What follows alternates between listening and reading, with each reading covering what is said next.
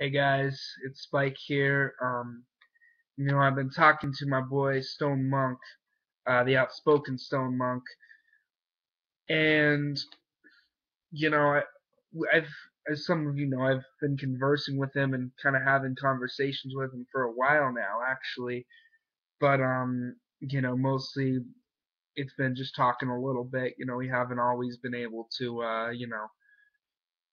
to talk all the time, just be in my own life and his own life. But you know, I've I spoke to him today because I saw a video of his where he was talking about, what one must do to become a stone monk, and mentioning that if someone's interested to talk to him, and I'm like, you know what, I'm all about that, man. And so I spoke to him, and he explained to me what it is, and said, and I told him I'd love to be a part of that. And that what he said to me was that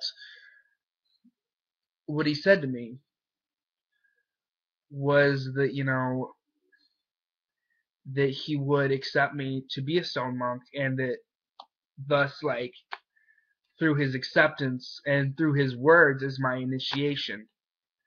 And so, what being a stone monk is, and I really connected with this before I even, you know, became a part of it, but just when I first heard it, I really connected with the idea. Because being a monk means being a spiritual seeker. Um, it means being somebody who wishes to understand something on a more deep and spiritual level. Not only to understand it, but to live on a more deep and spiritual level. Not living by the material world, but living by a deeper understanding that we are not just matter. We are not just the matter around us, but we are spirit within our core. And living for spirit rather than the material. That's what being a monk is all about. And it's also about teaching that same lesson to others, teaching others, and speaking out for truth and speaking out for what's right. And when people think of being a stoned monk, they sometimes think of cannabis. And as outspoken stone monk has said all this already, but a long time ago, because cannabis is can be a part of it, because cannabis can often help enlighten people. Cannabis can help someone come to a deeper understanding, because what it does, first of all, it's a gift from Mother Earth. It's not a drug like people think. There's nothing synthetic about cannabis. Cannabis is a gift from Mother Earth. So it's not like using some synthetic hallucinogen and claiming that it's spiritual. Because what it is cannabis helps one to open their mind to see reality through spiritual eyes, if that is the way that one uses it. I think there's a huge difference between just being a stoner and being a stone monk. Being a stone monk means that it's not just about getting high, it's about expanding your consciousness. And I think that cannabis can help to do that. But when saying that you are a stoned monk, the meaning behind being a stone monk is that it's literally being stoned, in the sense of people throw stones at you. People attack you when you seek truth, and when you speak on it. You often get attacked because people don't like where you're coming from. And I'm not saying that none of the attacks that I've ever had have been legitimate. But what I'm saying is, through being a spiritual seeker, I will be attacked. There will be people who do not like what I'm about and do not like what I stand for. I've got it from being a witch. I got it back when I was an atheist. Hell, I got it when I was a Christian Scientist in my, younger years. I got it through questioning things.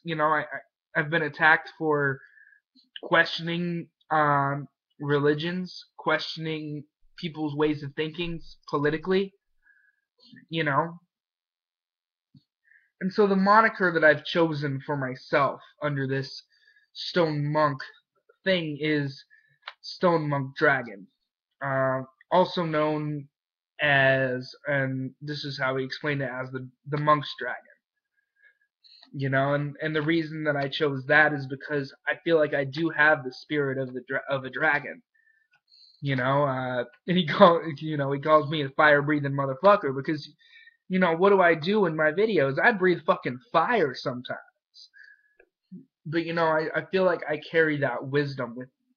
I don't always act upon it, but deep within, I do feel that I carry that wisdom with me. That's not arrogance, because I feel like we all have that wisdom somewhere inside of us, or we all at least have the potential for that wisdom. You know, but it's also the fact that I'm connected to the elements. I'm connected to Mother Earth. I'm connected to fire and water and air and earth and spirit.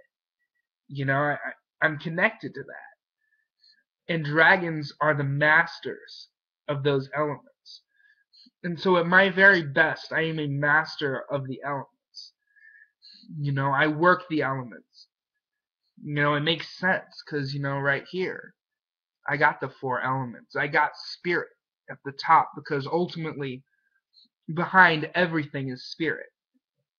You know, the four elements, even though they are supposedly material, the four elements are essentially spiritual.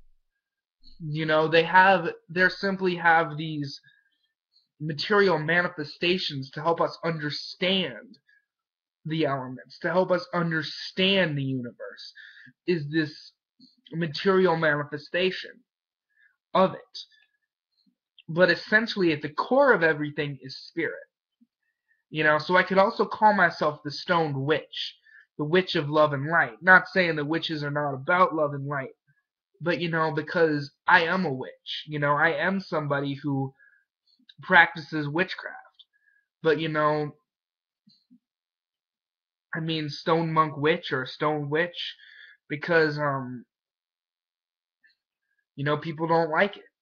And again, I'm connecting with this group of people, and I'm bringing in that ability and that understanding and that mindset. So I mean that connects with me too. And you know, I have multiple different, you know, monikers that I go by or names that I go by because you know, it's like a different part of myself. It's all the same being, but it's like a different part of myself. When I bring out a different name, I'm bringing out a different persona or a different aspect of self.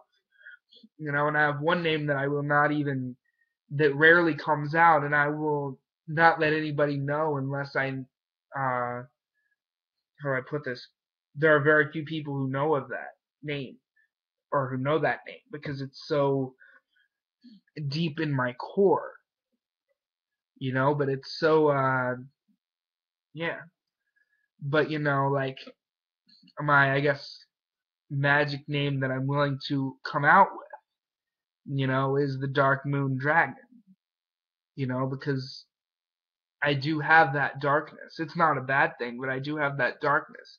I connect with the moon, and again, you know, I'm the dragon, and that's sort of what I connect with on a deep level. That is what I feel and connect with. So, you know, I'm honored to be a part of that, and I'd be honored to learn from the outspoken Stone Monk everything he's learned. And he's told me that he would like to teach me some of what he'd learned, and I feel like I would, you know, it's one of many paths on my with my spiritual experience and my spiritual growth that I think will help me come to a greater understanding and help me come to a greater connection with myself and with the universe and with the core, you know, and the fact that it's all about love and light, and you know, that's what I'm about. You know, I'm all about love and light deep within my core. You know, the anger comes out and all these things come out, but at my core, I really try to be about love and light. That's not to say that it always comes out how it should, but you know, it's ultimately that's what I want to represent, and ultimately that's who we all are deep within. But we shroud it with all of this negativity. We shroud it with all of this hurt and all of this pain that we project onto others.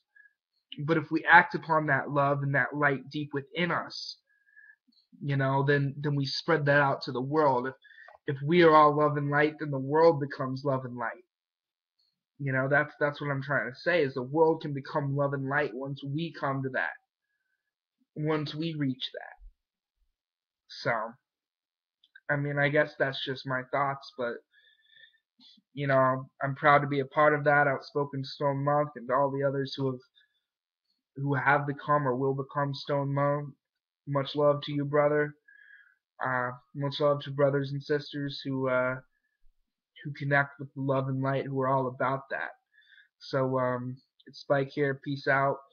Love and light. Later, guys.